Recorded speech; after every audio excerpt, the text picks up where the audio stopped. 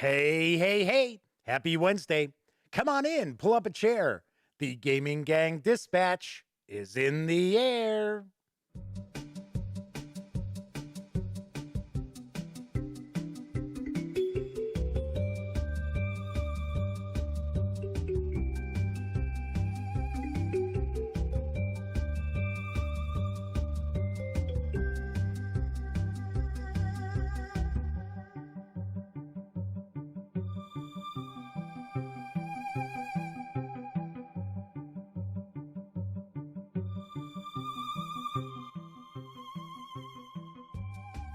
Howdy, howdy, howdy, gang. Yes, I'm Jeff McAleer, back once again here in the Duct Tape Studios as I bring you another edition of the Gaming Gang Dispatch, presented by thegaminggang.com, of which I happen to be the Grand Poobah. Yes, I am the founder and editor-in-chief of thegaminggang.com. If this is your first time joining me, let me point out this is completely different than what's normally on the show. But tonight is actually the 600th live stream. That's right. It is Wednesday, January 6th, 2021. This is live stream 600. So I'm doing something a little bit special. So if this is your first time visiting, just kick back, relax. Normally, we talk about tabletop gaming news here on the Dispatch. But tonight, I've got a special treat. Or at least it'll be a treat for me. And if you are a longtime viewer, welcome back. Good to see you hanging out with me once again.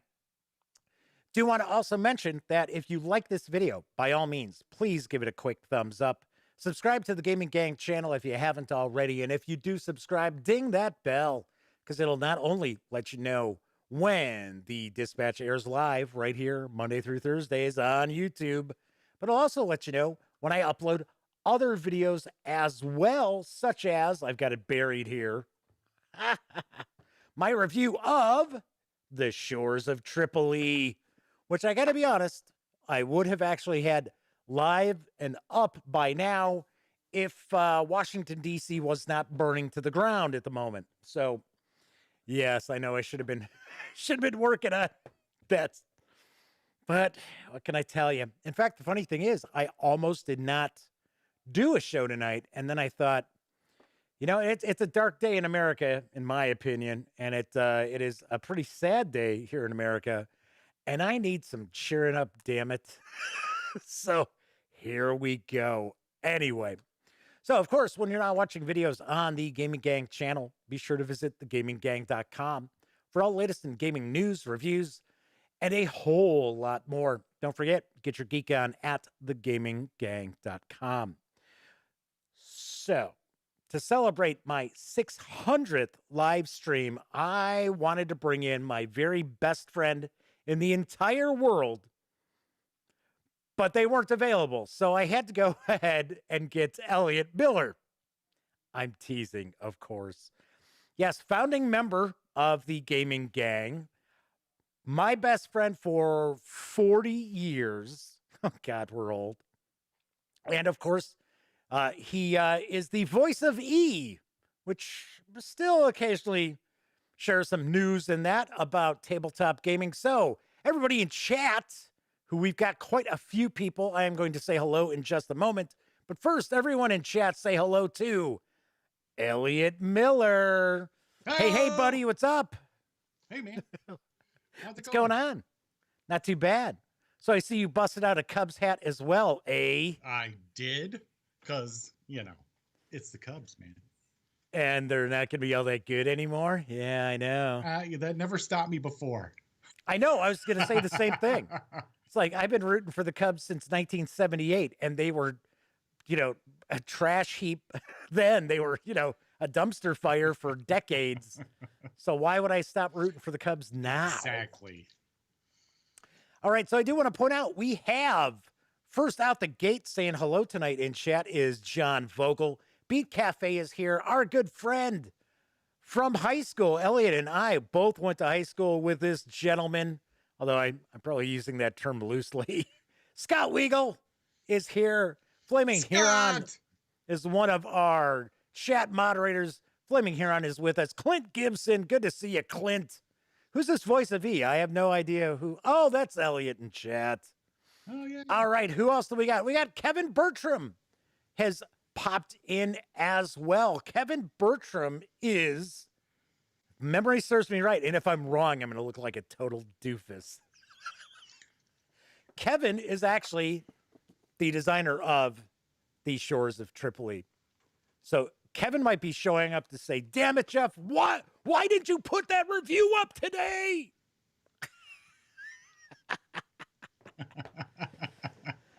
And all of a sudden it's like, no, that's not me. That's some other Kevin. That is not me.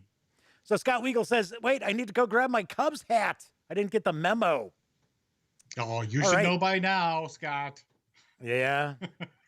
Sure, we haven't chatted in 40 years, but you know.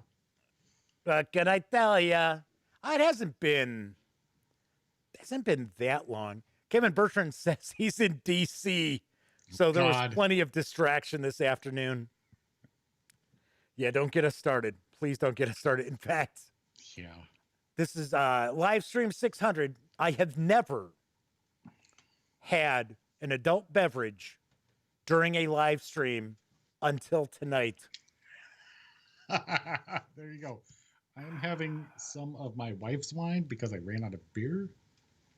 Which What a scumbag. You're stealing your wife's wine. I am. All of a sudden we hear, watching it. I was going to say, all of a sudden we hear, Elliott, what are you doing? Where's my wine? Just like, Where's okay, my wine? we're going to get into the discussion in just a moment. But got to be honest, this is sort of how our podcasts used to be as well. Just It's be true. like, Oh I my don't know, God. just whatever. We're all over the place. Are those still out there somewhere? Yeah, and people still listen to them. Oh my God, those were so good. Yeah, Those were hilarious. we were actually, we're not tooting our horns by saying this. We were a pretty popular podcast, and we were sort of the reason why the Dice Tower kind of changed up a little bit, because people loved Elliott and I because we've been best friends forever. Yep. So we would be, people could tell just, even though we were 1,800 miles apart recording the podcast at the time. Right, because you were in Seoul, Korea at the time. Yeah, that's what I was telling you. I was actually selling government secrets in Uzbekistan, but, it's been more than 7 years, so they can't charge me now. Exactly. But, yeah, people used to think that we were sitting in the same studio recording stuff, and they could tell that, we had the back and forth of people who've been best friends for decades. Yeah, definitely. And They're some so other podcasts that were out there were like, we got to try to be funnier. It's like, and they okay. failed. They failed miserably. All right, so I'm actually bringing you on kind of as a guest. So I've got some questions for you. What? So I should shut up or what? No. Actually, you got really quiet all of a sudden. All I heard was questions. Yeah. Well, I mean, I'm like, I'll do. Was the he best grumbling? I can, but you realize most of my memories I have to relive through you. Through me, right? I know. Yes. Although there are some things that you still remember really well. Call of Cthulhu. Yes, of course. Kabuki Kid has joined us in chat. Good to see you. Double K's in the house, Kabuki! everybody. He's so scream at people. Sorry. Be like, oh, I scared him away. So Kabuki Kid says, yes, we had some competition today. I got to be honest, and I told Elliott this before we started the show. I told him, don't be shocked if we have nobody watching this tonight. I know. Because I'm. But we got a pretty good chat going so far. There we go. All right, so Elliott, I'm going to start off. I'm going to ask. Yeah. Because I'm going to ask a question I do not know the answer to. So, Well, good what luck was the then. first? Yeah, well, What was the first board game? Like, not, I'm not talking about like Monopoly or Risk or anything like that. What was the first kind of like, I guess, well, what are we going to say? Like boutique game or like of the genre that we played in high school? Do you remember what the first one was? Kinda. So you remember the bookshelf games from, what was it? Avalon Hill. Avalon Hill? Well, they even called them bookshelf. Yeah. SPI had them too, but same kind of box. Yeah, and Um, they were designed to like sit upright on a bookshelf. right. Those were Avalon Hill. And those, my brother, Lucky, had Yeah. like all of those. Like, what was it? Facts in Five, Win Place and Show. Um, there was So a one lot where of, you had to climb like the a early mountain. 70s ones. Yeah, yeah. Outdoor survival. I know we Outdoor had outdoor survival, survival. yes. One of the And worst, all-time worst games ever made. exactly. But those were probably, and he didn't play them with me, but I would go and steal them and like learn the rules and then try to play them, you know? Well, for one, your brother, well, your your sister is the next closest to you age-wise, but there's a gap. I mean, there's a pretty big gap. Yeah, 16 years. Yeah. So although it's funny, we did play some games with your older brother, Lucky. His Yes. name's Thomas, and his friend Russell, Russell, and I remember him. yes, and your brother's girlfriend, who did it? Wasn't he getting married to her? Now, I mean, like recently, they got back together Uh, or something. I don't know what's going on with it. Well, I'm Yes, just someday. last time you told me you were talking about your brother. Last time you were talking about your brother, But not like was she we the were same just one? talking about him. I Wow. can't remember her name. Uh, I know her now and I can't remember it either. Kathy. But there you go, Kathy. Kathy, right. So we played some games. I remember you ran Star Trek, the old fastest Star Trek role Yes. playing game, and it was John Carpenter's The Thing Yes.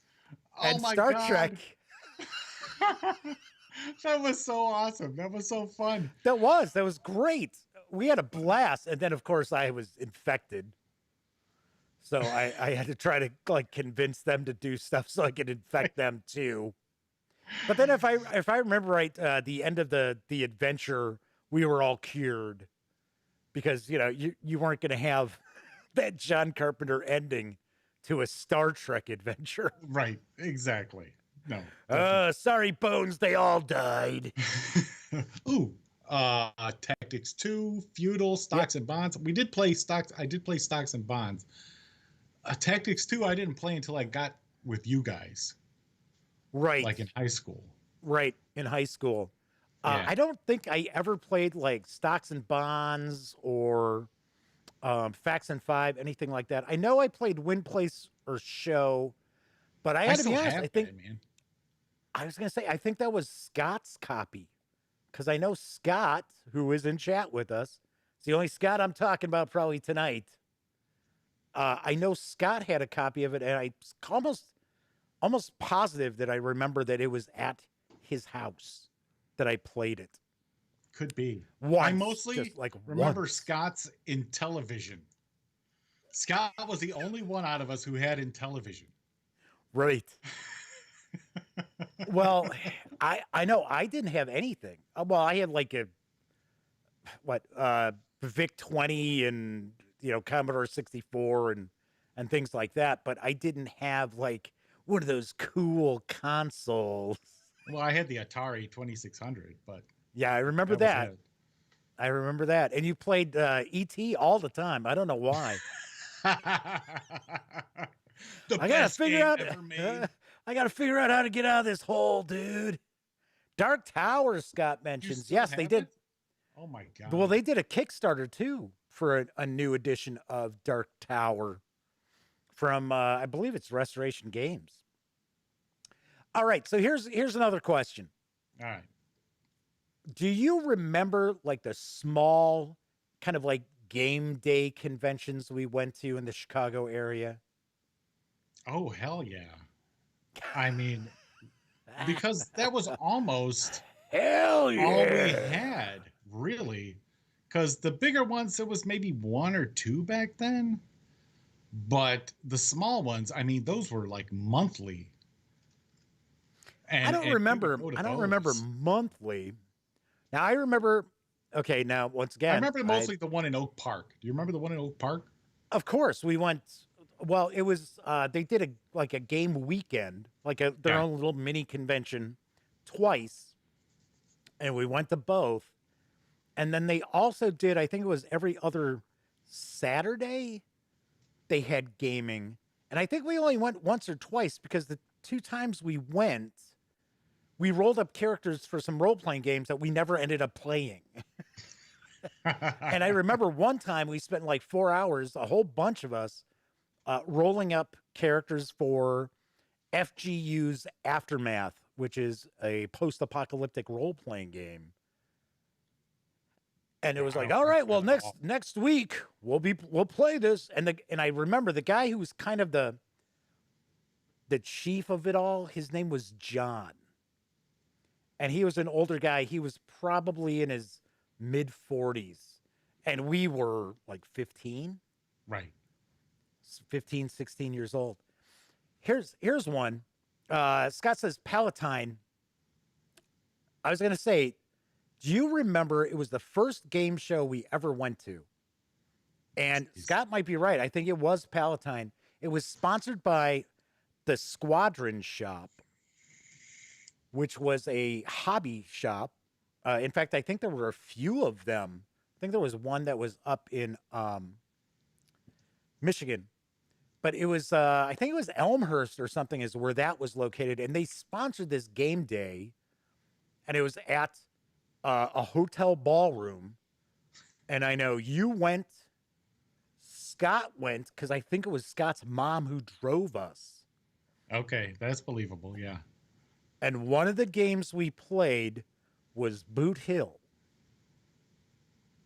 Oh And yeah. it was an older guy who had to have been probably in his 60s maybe, or at least, when you're 14 years old. he was he was probably He was 28. 157. Right.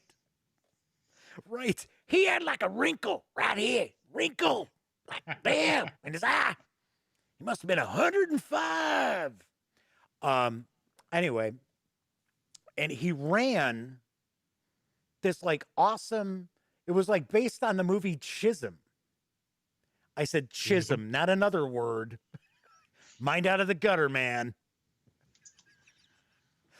And yes, we encountered like John Chisholm, and it's supposed to be John Wayne. I think it's John Chisholm. I forget. I But think I you're mean right. he was a real person. And it was we were doing a cattle drive along the Chisholm Trail, and it was awesome. Oh my God, you're right.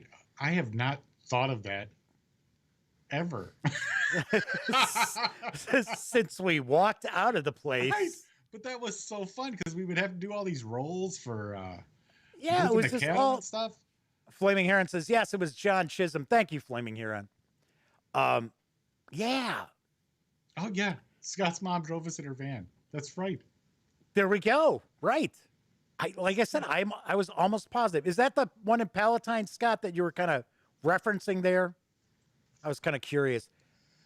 But you figure back then, a lot of the like the game day stuff was either going to be role playing or it was going to be like Avalon Hill or Yeah, SPI war games. because that's kind of all that was there.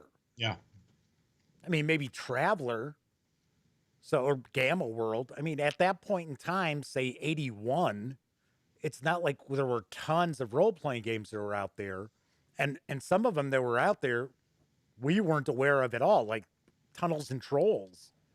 right. I mean, that came around, I think 78, 79. I didn't know. I didn't know anything about it. I So mean, we got I don't exposed to know. it eventually. I exposed myself to plenty of trolls, but Yeah, right. Oh, no. Dope. So Scott mentions that the guy who did the Boot Hill, it was from scratch. It was not a canned module. It was You're good. right. Yeah, and it was really good. And in fact, now I'm really accessing these memory Oh my banks. God. I remember after the adventure, he had talked about how he had contacted TSR Okay. and he was trying to get them to use some of his rules and stuff like that. And he was going to work on like a Boot Hill 2, and they were like, "Nah, no thanks." Figures. But yeah, I remember him talking about that, how, because we were like, "Wow, we've all got Boot Hill, and this is certainly not how we've played Boot Hill." Scott also mentions nuclear war. Oh Nuke man, them till they Scott, I glow. still have nuclear war. I played it I know like a you week do. ago. We introduced that to my brother when we were at Gen Con. Not the last time we were at Gen Con. I think it was the Gen Con before that. Because if I remember right, last time I went to Gen Con, you weren't there. Oh no, you were there. It was the time before that you weren't there. Yeah. See, without having a Gen Con last year, it kind of throws my Gen Cons off. Gen Con sense. My Gen Con sense Right. is tingling. So Yeah, we yeah, introduced that so to Greg, my brother, and he actually had a blast with it. yeah, it's a fun game. I mean, it's rules that were made in 1968, but still. Right. Like Kabuki Kid mentions, it's a great beer and pretzels game. It really is. Exactly. Scott's also talking about Fletcher Pratt's Oh my naval God. war game. Scott, I can still remember the game that you were running for us in that classroom. Uh, It was the when hunt we for were the in Bismarck. the Gamers Gamers Guild, Guild. Yep, when we were in the Gamers in the Guild. Gamers Guild, and me and Jeff were finally like on the same side for once in something, Right. and we just wiped these guys out. No, that was not. You're actually mixing two Fletcher Pratt stories up. Damn. So the Fletcher Pratt story with Scott was running basically a hunt for the Bismarck. And he was using the I like you're laughing because you're like, how the hell does Jeff remember this kind of stuff? I should know by now. I know. It's because I don't have anything else to occupy my memory banks. But he was using the Sink the Bismarck board from the Avalon Hill game, like Sink the Bismarck. And I remember I was like the Germans, and we ended our like first session in pretty good shape. And then I had to miss the next couple of sessions because so basically the Gamers Guild was our high school gaming club, and it was, if I remember right, wasn't it Tuesday and Thursdays? We had it Jesus, you twice a expect me week. to remember the freaking days? Hey, Scott's in chat. Scott can help us out here. His memory probably still works, Tuesdays, kinda. Thursdays? Yeah, sounds about right. I didn't think it was 3 times a week. No, I don't think so. So I remember I think we started on a Thursday, and then the next Tuesday and Thursday I couldn't be there. And then we went to pick it up, and when I got back to the game, it was like the Germans were like totally trashed. Bismarck was sinking. I was like, oh, okay, all right, thanks, cool. But what you're thinking of Yes. is at the Oak Park game weekends. There was a guy. Once again, he was probably like in his 60s. Everybody called him the captain, and he wore like a I Greek remember that fisherman's guy. cap. He had the beard And and everything. He looked like George R. R. Martin. yeah, but a younger George R. R. Martin, Right. and a younger George R. R. Martin who actually has some get up and go. Anyway, he would build all these Fletcher Pratt miniatures, which Fletcher Pratt, if you're not familiar with it, if you're out there watching her, I'm sure most people have been like, enough of this stream. Um, it's it's a naval war game. You use naval miniatures, but the way it was originally designed is you would actually use miniatures that were like this big or bigger, and you Yeah, would we never play did that though. in a ballroom, and essentially you would have to guesstimate. You'd have to look, and you know, you'd have your guns, and you'd write what guns you were firing, and how far away in inches you were firing. All this other stuff. It was very very cool. And Scott's mentioning it was 10th and 11th period when we had Yep. the Gamers Guild. Yep. It was essentially after school, but we did it in the school. We had the use of a classroom. And we would move So all anyways- the desks out of the way Yes, and have right. this big open space. And we had to use masking tape to like tape down the position of the ships where they were. And then some people were caught in that classroom trying to pace out the distance between the tape.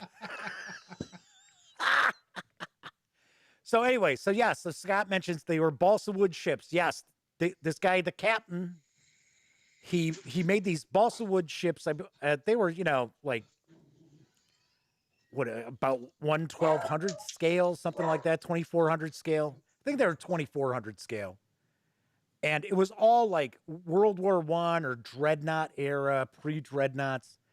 And we played, Elliot and I were on the same side, and we were captaining some Spanish ships, some Spanish battleships from about 1910, taking on, I forget who. And we just shellacked these guys. Because the whole thing is, if you could estimate the distance that your shells would drop in, I mean, it was gold. Yeah. I mean, because And there was no rolling dice or anything like that. So if you said, oh yeah, I think that's about 83 inches away, and you wrote down 83 inches, and if it was 83 inches away, yeah, I mean, they would pull out this measuring tape and they would measure from your ship all the way over 83 inches. So we're talking like 8 feet or whatever, or more. And then they your would division place skills are not. whatever. I'm kidding. And they would see if the shells at that distance would actually hit on the ship that was like this big. Right. Because we did paper, and we were using like Jane's fighting ships. And I remember Scott would trace a bunch of the ships on tracing paper. So yeah, I mean, it was I remember awesome. that. I had a lot I of remember fun. that. Yeah. And that guy had just loads and loads of like toolboxes just full of these really nicely made balsa wood miniature ships. They were awesome. Yeah, and Scott's exactly right. We couldn't play on floors with 12-inch tiles. Right. Too And easy to cheat. I see a Grade A has joined us in chat. Good to see you, Grade A. The other thing is, I also remember, I'm trying to remember if it was Scott or Tim. Yes, and golf tees for splashes. I still use golf tees for splashes too. So because yes, I remember the introduced little cotton balls. right. I was going to say I introduced my nephew and his friends to Fletcher Pratt's. It's about 2 years ago, and yes, I had golf tees and everything for the splashes. I used little gems, little red gems from some board game as like the hit markers and stuff. So very very cool. Anyway, I was going to say I seem to recall. I think it was Scott who ran this. Another Fletcher Pratt game. It was Midway. And I don't know if you remember, but another friend of ours from high school, Tim, he I don't know how exactly the setup of his house was. It was like an apartment building, but it was only like a 3-flat. And then there was the basement, but he had like an area that was kind of a finished basement that wasn't like attached to the apartment, right? You had to actually go downstairs into the basement, and we played a lot of stuff over there. We played the Midway, which we were the Americans, and we shellacked. Elliot and I were the Americans. We shellacked the Japanese, and but we played Like I remember the role playing game Behind Enemy Lines. Yes. Played that. I see your dogs are very excited about Behind Yes, Enemy I'm Lines sorry. as well. Didn't he run Morrow Project? I think a few of us took a shot at running Morrow Project. I know I did. I know Scott did.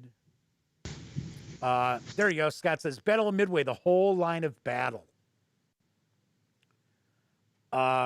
Just like we were talking, Scott was in chat one night. We were talking about the different role playing games that each of us ran in high school. And of course, obviously, I ran Call of Cthulhu. The best game ever. Yeah. So Scott says it was 6 apartments, 3 on each side. Yeah. So there you go. So 3 flat. And the basement was split into 2, right? And then one side was his hangout, and the other side was just like an unfinished basement that you had your washing machine Was and his stuff like in. dominatrix dungeon? That might have been later. I don't know. But what did you run, Elliott? I know you ran. We just talked about Star Trek. You ran Star Trek a little bit. Stormbringer. I remember running a lot of Stormbringer. Yep. I don't remember what else though. I may have run a couple of Top Secret because I like Top Secret, but I think Tim ran most of that. Yeah, see, that was the thing. I didn't remember Tim running, or no, I'm sorry, I take that back. I didn't remember you running Top Secret. I remember you running James Bond. Yeah, maybe that's what I'm thinking of. James Bond. Which actually was a damn good system. Yeah, and somebody, because there's no copyright on mechanics. Somebody should like brush that up, put a little polish on that. Granted, you wouldn't be able to use the Bond license. That's true. But that would be pretty cool. Yeah, Scott's right. He did Twilight 2000. Remember that one? A little bit. I don't see. One of the things was we were all guilty of the cult of the new, where it would be like, dude, we just got, look at this. We got villains and vigilantes, man. All right, we're rolling up characters for superhero action. Oh, look, I got champions. Because I mean, we did start with D&D, and I remember being at that little diner by school playing D&D. Do you remember doing that? I remember going over. Yeah, it was like this real hole in the wall kind of like hot dog joint. And I remember going over there, and I remember we were playing Morrow Project. I remember Morrow Project there, but I don't remember. I gotta be honest, I don't remember a lot of Dungeons and Dragons in high school. I played D&D before I got to high school. Because I think that's what the rest of the gamers guild played when we first started, and then we branched out of that almost immediately. No, you know what? I gotta disagree. I think if I remember correctly, because there were two game clubs at Lane Tech, which is the high school we went to. Yep. One of them was the Gamers Guild, which is what we ended up joining. And the other was the wasn't it the Bards Guild? Yeah, the other was the Bards Guild. And all the Bards Guild did was play D&D. Yes. And I remember making a lot of fun of them. So yeah, eventually. But yes, so if I remember correctly, we joined the other club because we didn't want to be stuck into D&D. Right, they played a bunch of other stuff. Yeah. And then it was funny, by the end of freshman year, we all like ran it. We kind of took over the club because by sophomore year. Hang on, I got to try to get the picture up here. All right, Scott. Oh, he's okay. So I got the yearbook. He's got the yearbook. There we go. All right, you got to give me a few seconds to kind of adjust because it's hard to judge. This is the Gamers Guild. And for some strange reason, they had the Guildmen on there. I don't know what the hell that's supposed to be. Because it's like the two of us. So me and Jeff I don't know if you could describe where we're at, Jeff, because I Okay, can't. so if looking from the lower, so if you're looking at the lower row, right, the first row, Elliott is on the far left, and he's wearing the Chicago Bears shirt. I am right next to him. I've got this like crazy puffy hair, like this boof kind of hair, in a plaid shirt, and Scott is actually right behind me. He's actually behind both of us, between the two of us. Yep. So that would be Scott. I see Daryl, our friend Daryl, that Yep. we were good friends with. I see him up there.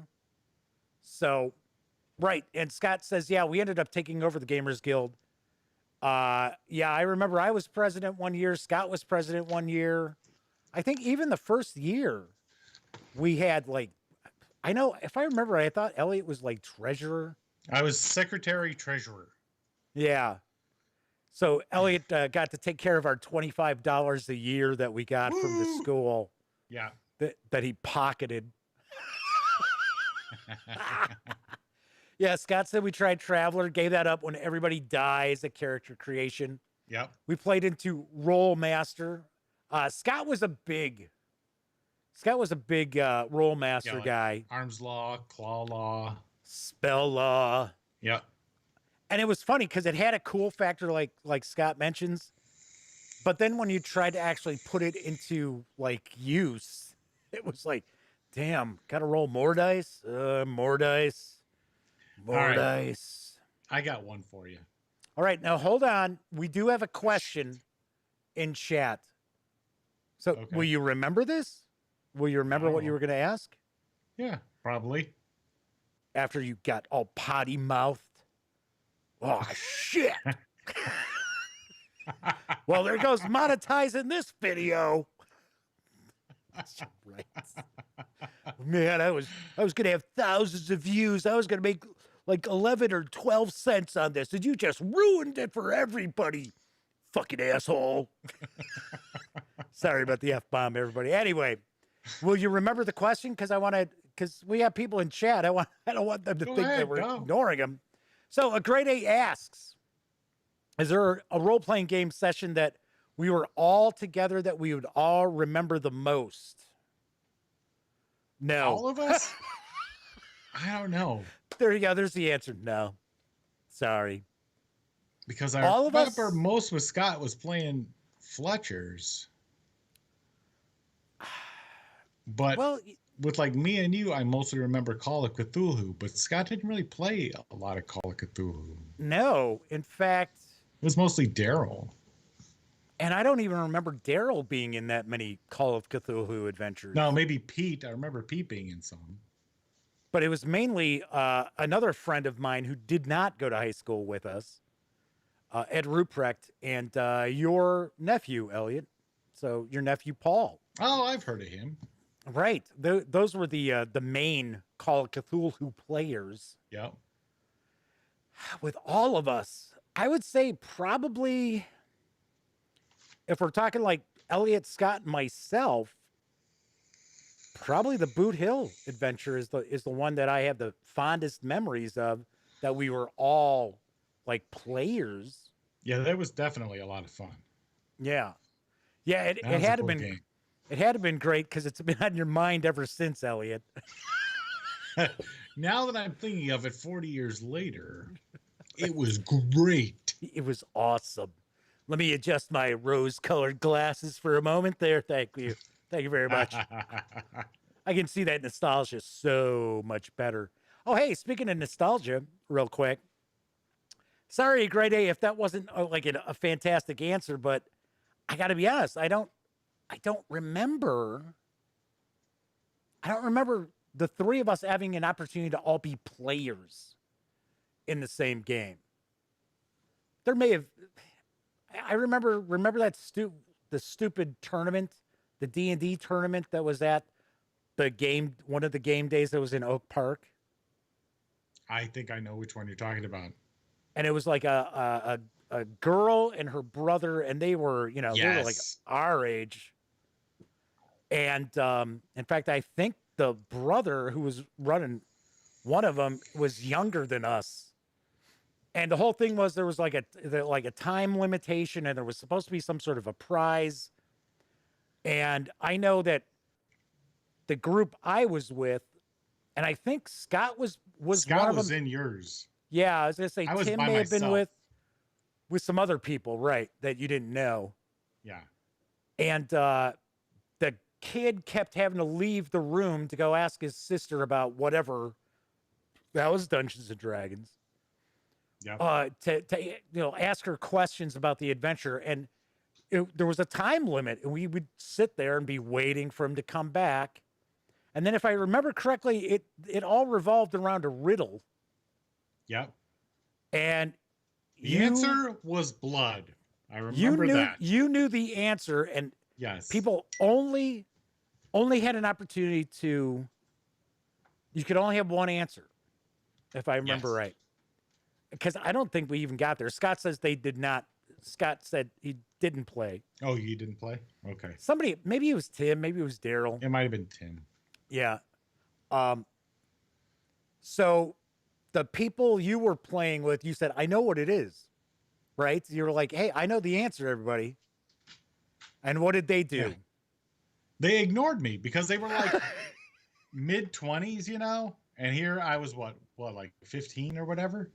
So they were running the whole show, you know? Right. Yeah. And so I was just there to like roll dice. Okay, I guess I attack, roll dice, and blah blah blah. And then like it comes down to this final thing, and they're talking to each other and like, and they knew each other and like, oh yeah, okay, so we got to figure this out and blah blah blah blah blah blah. And I figured out the answer, but they told me to just shut up and be quiet. I like which always makes for a really good role playing game adventure. like okay, fine, screw you guys. And I was right. It was blood. I remember that. There you It's go. like what runs blah blah blah in the morning and what runs blah blah blah. And yeah, so we lost and we were knocked out the first round. I don't even remember there were like too many. I don't remember there being like too many rounds of it. I know I know I didn't get past the first, so yeah, because you guys were screwed over by the kid running away all the time. right. Yeah, constantly, yeah. It was like, hang on, everybody. I remember selling a lot of our D&D stuff at that convention. Yes. And I wish I hadn't.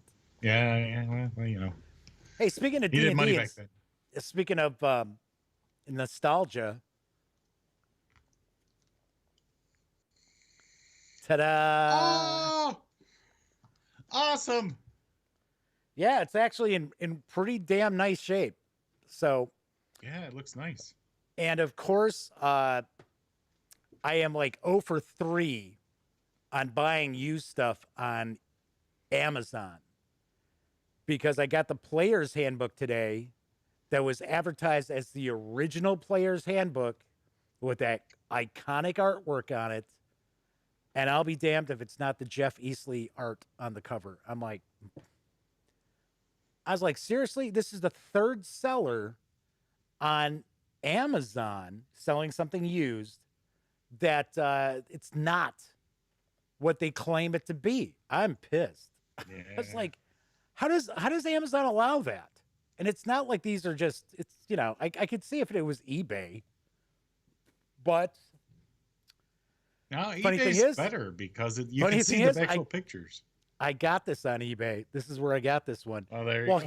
here's the problem that you get with eBay is that the pictures that they share don't necessarily have to be the actual item. So if you're looking at something, you'll notice it says sell similar. If you click on that, it allows you to pull images from other auctions. So Scott says their Fiend Folio is nearly mint. I just got, well, I shouldn't say got. I just ordered a Fiend Folio that I was amazed at the price of it. And it looks like it is in great shape as well. It was $24. And That's it was awesome. It's like, what? Well, the Fiend Folio was never that popular of a D&D book. Now, I mean, it was cool. But yeah. So Flaming Heron says, yeah, pictures don't matter. How often does it actually match the item you get? Yeah, I know. But And the funny thing is, the thing that really irritated me with, I'm sorry. It's like, what do you mean you're irritated? Uh, what really irritated me the most about this whole Amazon thing is they have listings for the Advanced Dungeons and Dragons books with the Jeff Easley artwork. So why aren't they listing it under that for sale, right. used? You Yeah. know, so it's somebody they're trying to scam people. Nah, that's But yeah, that's pretty screwy. All right, so anybody else? Oh, so okay, so what was the question you were going to ask, Elliot? okay. It was really good. Yeah, I have no idea. See, that's why I asked you. I said, "Will you remember the question?" So Scott says they found Ravenloft in a box of stuff unopened. Yeah, Scott's got a lot of the old stuff from when we were in high school. He even still has some of the Fletcher Pratt ships and typed out ship info and stuff. Oh man, It's pretty wild. you guys used to do that. You guys used to calculate out all the ship values at like every level of damage and stuff. You'd fill out whole. Yeah, you had to do it. You had to do it for the guns. You had to do it for the speed, the knots. Yes. You had to do it. You had to do it for torpedoes. If the ship carried mines, which I don't think we ever sat there like, oh, my mines are exploding. This one's got it. Anyway, so anybody got any other questions they want to throw at us in chat? Does Jeff know Elliot or what? I don't know. Do I know you?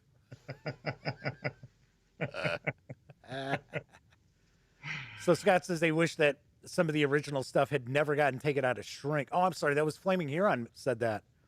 Hey, at least you still got it. I sit there and I think about all the stuff that I had all through high school and even after high school. Yeah. And what it goes for now. We had every D&D module. Yeah, we had we had all tons of stuff. Had the original white box D&D. Had original Traveler. Yep. Original Car Wars booklets. The original Car Wars. I wish I still had the original Car Wars. That came in a Ziploc bag, and people still continue to argue with me that no, it came in a clamshell, and it's like, no, it did not come in a clamshell box because Steve Jackson Games did not release anything in clamshell boxes at that time. It was all in a little tiny Ziploc bag. Yep. All that stuff was. All the auto dual quarterlies and the trucks expansion. Well, the auto dual quarterly started to go digest size.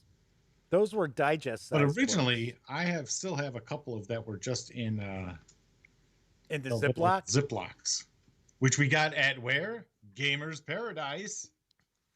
At the Hip. Yes, at Harlem and Irving Plaza. Or do you remember Sutler's Wagon? Sutler's Wagon. Was that by Emperor's Headquarters? No. Emperor's Headquarters was way later.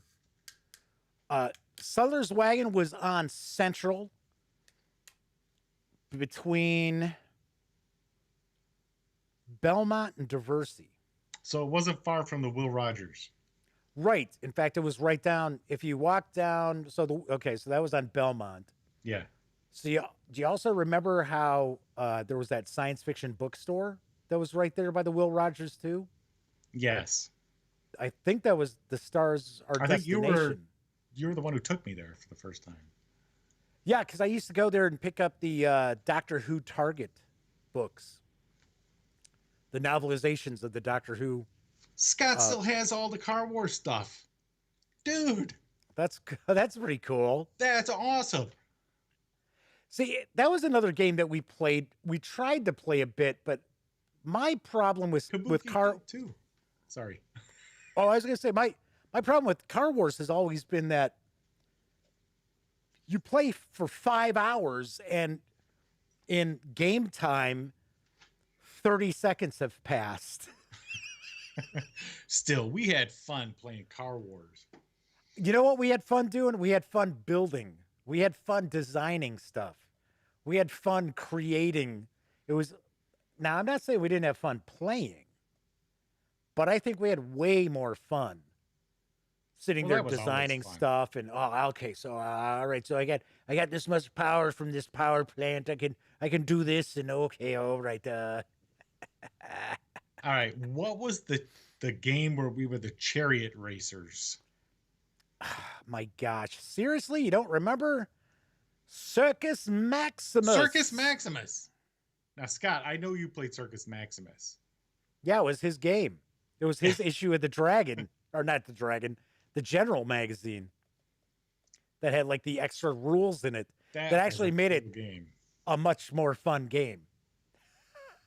So Scott says that he had started a group there in Oregon that was D&D only. Awesome.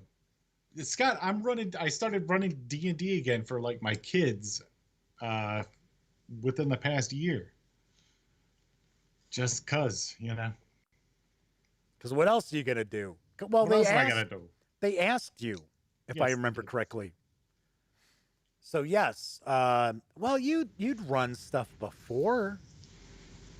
Didn't you run some fourth edition D&D? Maybe it was a long time ago though. That's probably what they remember though, and then asked me to do it again. Yeah, Circus Maximus. There we go. That's fun. I like Circus Maximus. You know what's funny? I actually had gotten a copy of Circus Maximus. Well, when I was living in Arizona, right after we started the gaming gang, and I got a good deal on it, and it was actually still in shrink. Oh wow.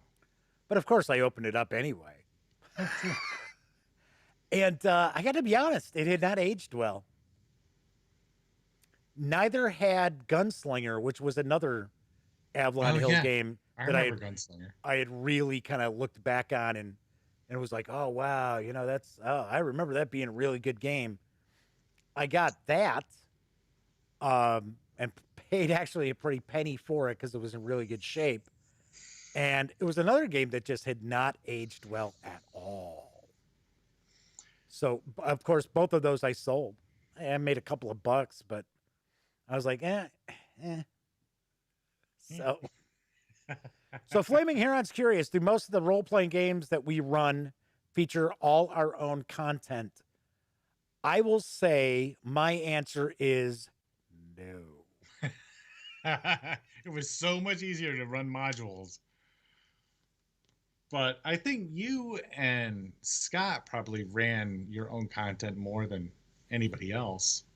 I have to admit that, to be honest, I don't think I've really ever run much that it was just completely mine.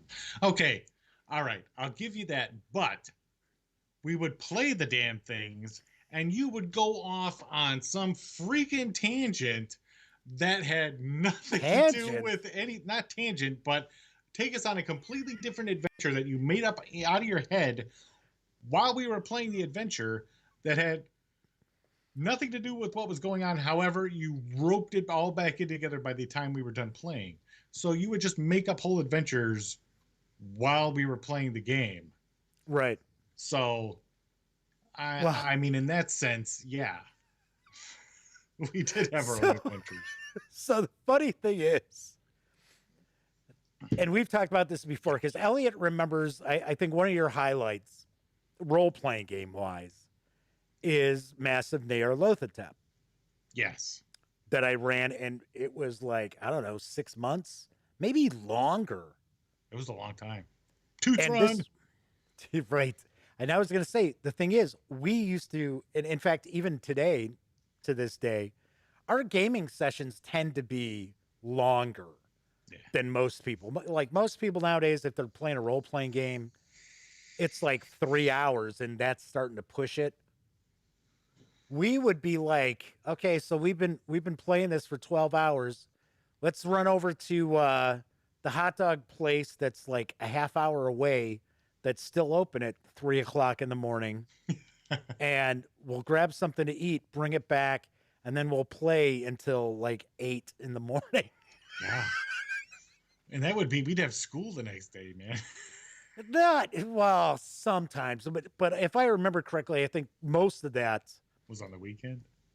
or was like during summer break, Yeah. Okay. summer vacation, because Yeah. there were times that we would play, and this was during the massive Tabletop campaign. There were times we'd play 4 nights or 4 days, nights, whatever, out of the week, and we were probably playing 40 plus hours of Call of Cthulhu. Easily. So Easily. the thing that makes me laugh all the time is the stuff that really stands out for you, and Yeah. and your memory is not the greatest. None of it was actually from that adventure.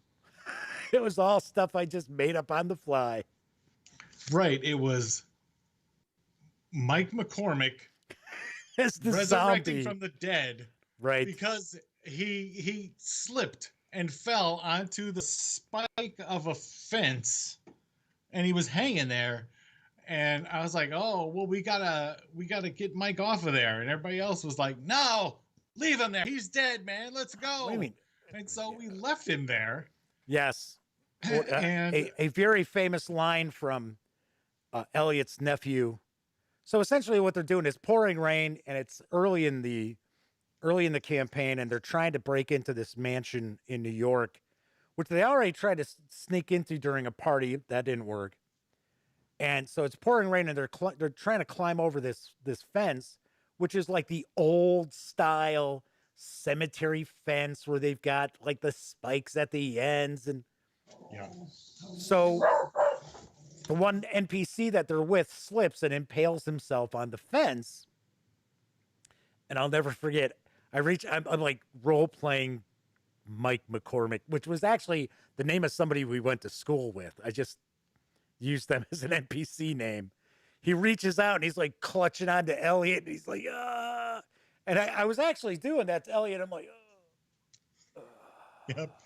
Anthony. right. And then Elliott's like, oh, we got to take this guy down. We got to take him off. And Paul says, hey, you know what?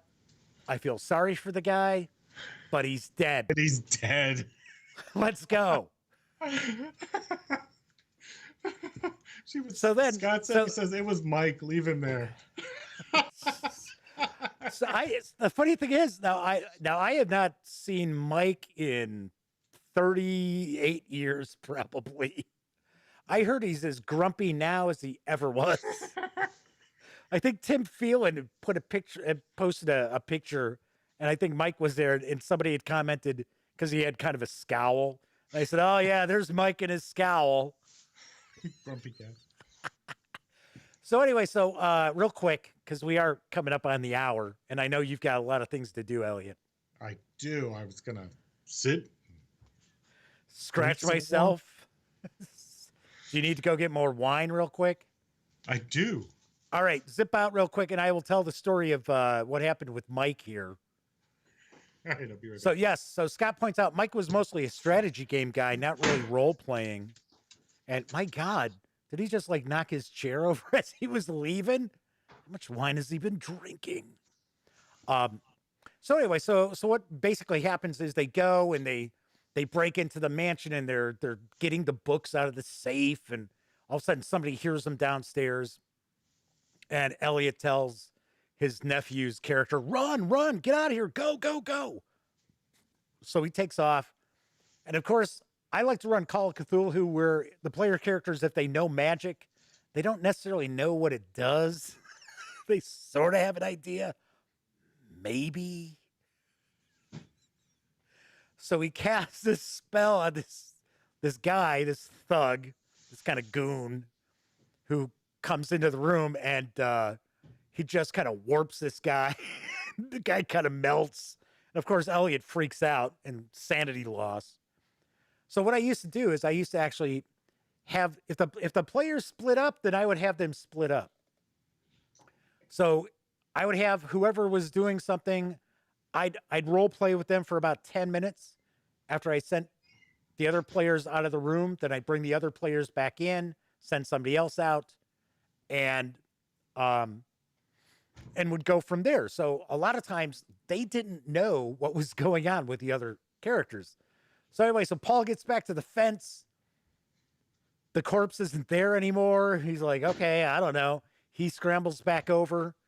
He gets to the car. He sees the car door is kind of open a little bit. And he opens the car door and there's the NPC laying on the driver's seat.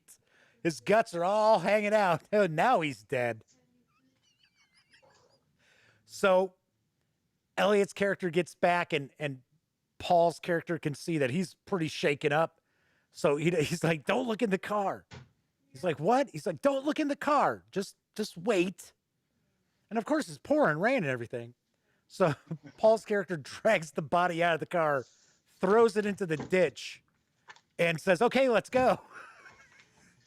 And then after that, I decided, well, Mike's resurrected undead body was going to haunt them for months. And he did. Yep. Did you tell the story about the truck? No, I did chase? That's not. No, I was gonna say I'm not gonna like regale people with all this stuff, but fine. I'm just saying. Yeah, I realized. But yeah, I remember it was also another one of these where it was it's just nicotine. It's just nicotine. Yeah, right. It's actually I see Kabuki Kid was pointing out that they're getting a little bit of lag. We did have some drop frames. I'm actually very surprised that this stream has gone pretty well without a hitch because I'm streaming Skype. I'm streaming up to YouTube with this. Somebody else in the house is watching cable on, through internet. So I don't know. But yes, I remember it was like a big chase. And this is also Massa and the Nyarlathotep. And this was still in New York. Yeah. And it was, I remember we finished that session and you were like, my God, dude, that was like Raiders of the Lost Ark. It was. It was awesome. My favorite one ever. Nice. All right. So, Anyway. real quick, we're going to take a look. We'll go through chat. Looks like people are getting some lag, but I'll tell you what's probably going on is that is probably a YouTube thing because I am not showing it on my end here. It's probably because DC's in flames at the moment. Right. And we have no idea. Right. Yeah. There's been an EMT set off, or EMP, I should say, was set off, and we don't know. We're just sitting here talking about games we played 30-some years ago. All right. So okay. So we had another question was, what's in that vape? You already pointed out that that's all that is just, it's 6 just milligrams vape juice. nicotine. That's it. So Flaming Huron had said, I use module stuff still, but I do like to change the adventures. Wish more systems made variants for the same content. Great A says, I don't think Battletech has aged well. I would agree with you on that. I think part of the reason why it hasn't aged well is the company that it's with. I think that's got something to do with it as well. To me, Catalyst Game Labs just look at what they've done with Shadowrun. I mean, they've pretty much run Shadowrun into the ground. It is not a system that anybody really buys any of the new material for anymore. So, all right, a couple more questions we'll take, and then we'll wrap this up. So have you had some fun, Elliott? There's a question. Oh, yeah. I've had fun. We've done this many times over the years. I know. Well, but I mean... My first big live appearance on your show, though. That is true. Which is cool. I know. I'll send you my bill. So Scott's pointing out it's Chip's fault. for those who don't know, that was Elliott's name, basically. It was his It nickname. was Chip. It's what I went by in high school because that's what I went Yeah. by when I was younger. Right. And even Elliott's family still calls him Chip. Yeah, they do. Except your sister. Your sister normally would call you Elliott. Right. Sometimes she'll call you Chip, but sometimes she also calls you Elliott. Uh-huh. And I'm okay. Yeah. Yeah, but okay. it's kind of funny because it's sort of like out of like friends of yours and that I'm like the only one who can get away with calling you Chip, and I make sure that I do not call you Chip because I know you don't really like it. Well, like if I saw Scott, I would expect him to call me Chip. If I saw Daryl, I would expect him to probably call me Chip. Right. You know. So yeah, of course. So Fleming Heron says Shadowrun 5th edition doesn't look so good. No. Aren't they on 6th edition? Isn't that what they were on? I forget. I reviewed their beginner box and I thought it was pretty crappy. To be honest, I didn't think much of it. All right. So anybody else? Or Elliott, any other thing that you want to add? Anything else you want to toss in to the mix? Oh hell, I don't know. I don't know. What the hell? Oh, I know. What is? All right. Oh, okay. How does everyone like my COVID ponytail? Wow. That is. I have not been able to get a haircut since what? March?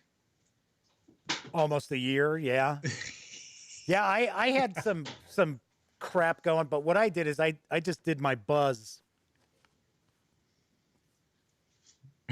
See, there you go. Now, see, I just have hair. It's down to my shoulders now. Oh yeah. If I didn't have it in a ponytail, I'd look like Mike Myers from Wayne's World. I had like if I pulled like the hair from like right on the top of my head, it was like this. I mean, it was like this long, and I was like, enough of it, enough. So Kabuki Kid says, sorry they weren't chatty as usual. They've been watching Congress coverage. Hey, I believe that. So, yeah. See, I'm interested too. I want to know if they're still objecting or if they've just decided to, all right, we're not objecting now. Not after all this. Yeah. So, yeah, I think I had heard a few of them were like, yeah, I'm going to drop my objection. So Scott says the games that stuck, they ended up playing the most. Knights and Magic. I remember playing that a lot. We played a lot of Starfleet Battles. Yes. I love Starfleet Battles. I should mention Knights and Magic. I actually own the rights to Knights and Magic. You can purchase Knights and Magic on the Gaming Gag website in PDF. Well, I take that back. You can get physical books from Lulu. But in one of these years, I will actually release a new cleaned up 21st century edition, but God knows when. So, yeah, we played a lot of Starfleet Battles before that became unplayable. Because when that first came out, that was excellent. Yeah. That was well, then they had all those 57 expansions. But the funny thing is, see, now I have a soft spot for Task Force games because they had a lot of good stuff. Starfleet Battles actually was originally their board game called Starfire. And they had they had the original, they had second and the third. And they were all they were standalone, but they also had like stuff that would expand the previous game.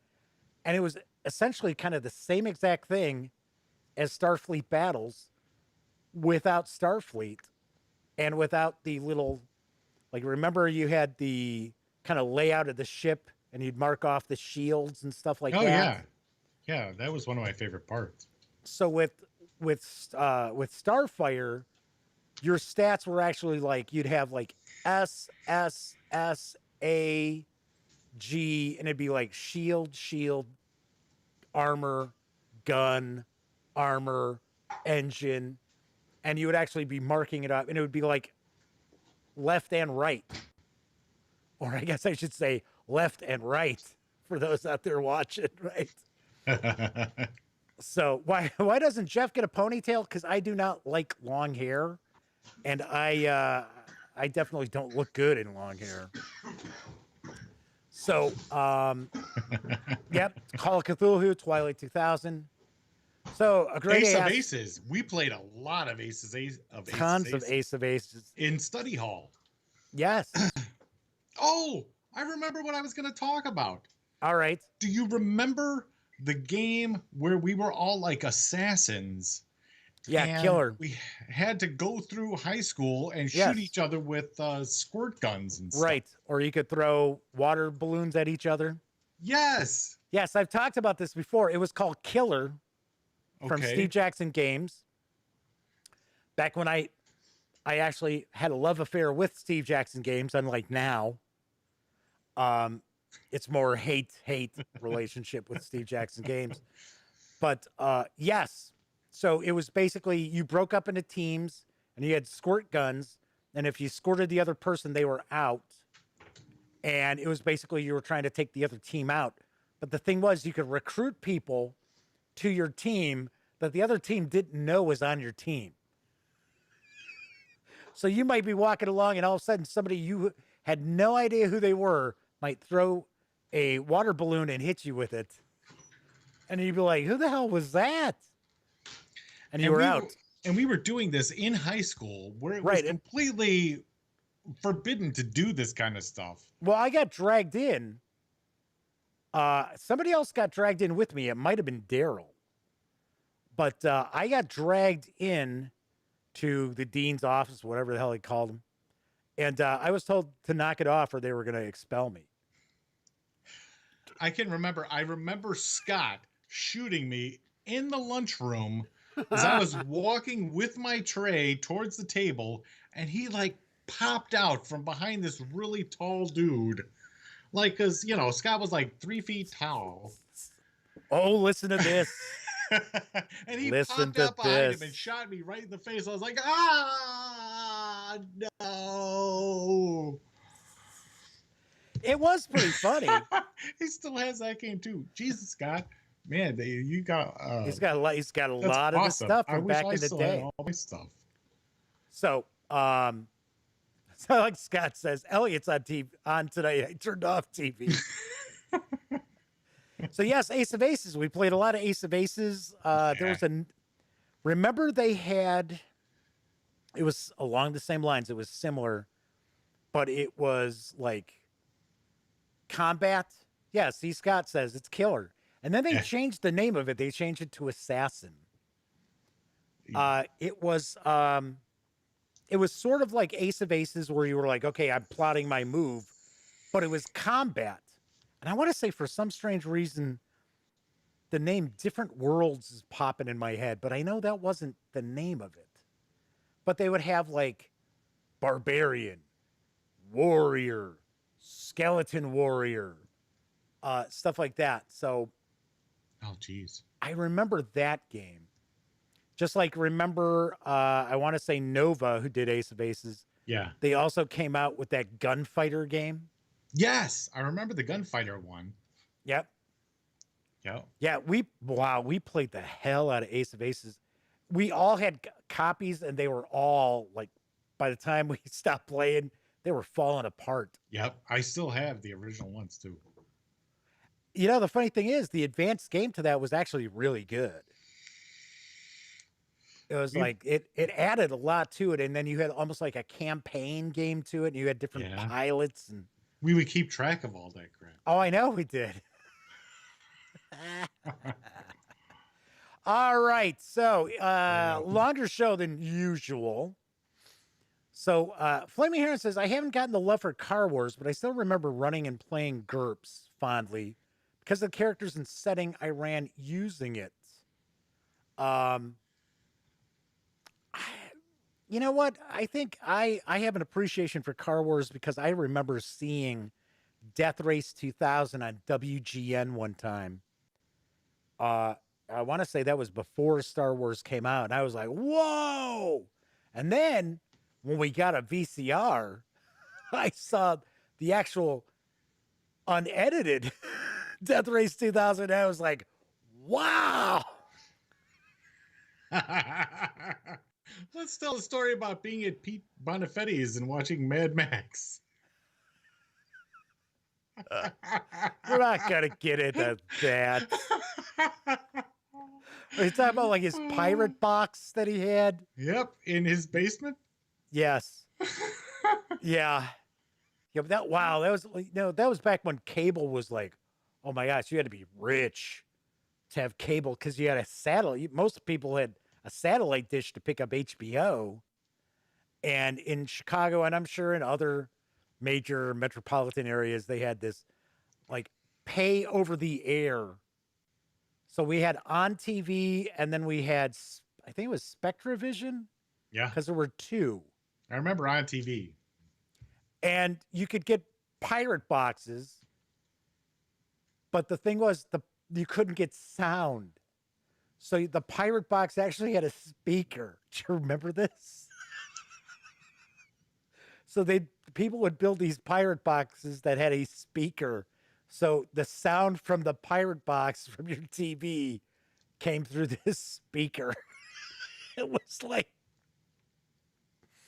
it's like, man, Oh, you those. gotta be pretty sad. Oh well, we were sometimes. Oh yeah, well, I mean, yeah, of course. Yeah, well, because we're talking, this is the 80s. It wasn't, we Right, didn't yeah, we have were stuff. teenagers. Right, we were teenagers. I'll tell you one thing though. When we were teenagers, and I'm not talking like when we were 18, even when I was 13, I was traveling all over the city by myself.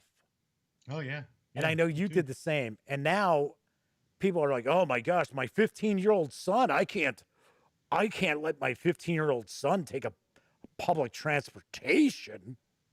I don't know. The world's a lot different, my friend. Yeah, you know what? It's not as different as people think it is. There were just as many lunatics and nutcases out there when we were growing up as there are now. It's just we didn't have 24-hour news that needed to fill time.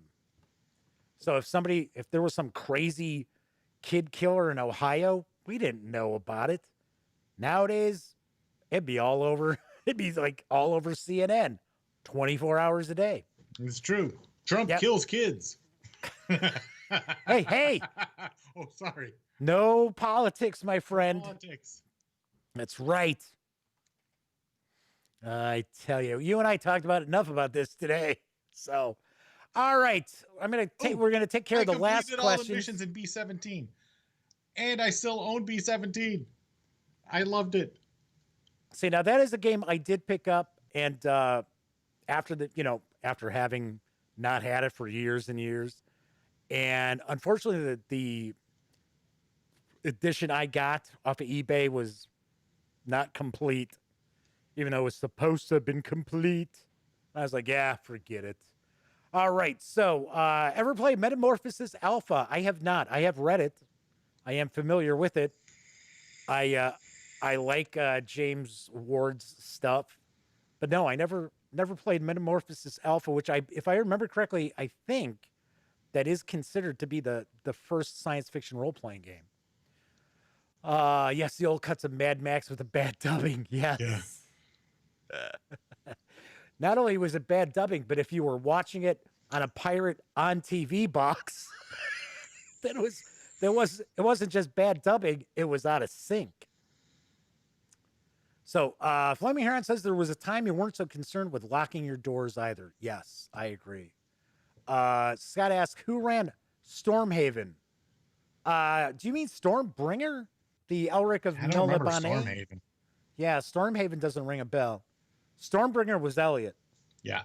Elliott ran that because I remember I rolled the what was it, a 1 or 2 on percentile dice, or 99 and 100 on percentile dice, and you could be Melnibonéan. Yep. And you rolled it, and I was like, oh my God. Guess who ended up being Elric?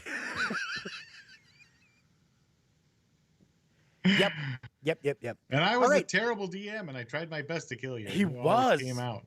He was, and then he would actually sit there and plot with other players behind my back when I wasn't even around for them to kill my character. What kind of game master does that? Hey, I've learned things That's over the years. sick. Should have handed out Stormbringer and Mournblade. I didn't make you do that. Right. Here you go. Is there any other like cursed sword that I could possibly give you? You find him in a dumpster. So I should also point out as we wrap up, I am looking to try to put together some sort of kind of online role-playing game with a few people, maybe 5. I know Elliott's planning on being part of it as well. And keep that in mind. So if you are interested, please leave a comment in the comment section below if you would like to be part of it. Probably, I'm thinking Sunday, like on a Sunday, every other week, maybe. So we will find out. Flaming Heron says Stormhaven was a Flying Buffalo title. Huh. That's kind of wild. Huh. I don't remember, but that's not unusual. I've said it time and time again. I really wish, and of course Rick Loomis has passed on. He passed away almost 2 years ago. I wish Flying Buffalo had done better. They really deserve to have ended up being a bigger company than they had been and are today. Because Tunnels and Trolls is actually a pretty damn good role-playing game system. And even though it came out in late 70s, mechanically, it's very modern. It's far more modern than Dungeons and Dragons ever has been, even 5e. Although problem becomes with higher levels, which is an issue with almost all role-playing games that have a leveling system, is that the combat kind of falls apart at higher levels. So Scott says, yes, Stormbringer. He was talking about Stormbringer. Yes, that was Elliott. Yes, that was me. I still have it, Scott. Ran Stormbringer. All right. Okay, everybody, that is going to be it for my time with Elliott. I've got a few other things. We're going to let Elliott rock on out. I know. Peace. I think a Grade A asked when was the next time that we were probably going to see each other in person. I don't know. July. Whenever. I had to mail. I'm diabetic, so I'm high risk. So I've avoided all of humanity as much as possible. So whenever I get vaccinated. He's high risk because of his raging herpes. That's what's going on. My raging hard on. I didn't say, I said herpes. Oh, sorry. I mixed those up again. That's how you got the one.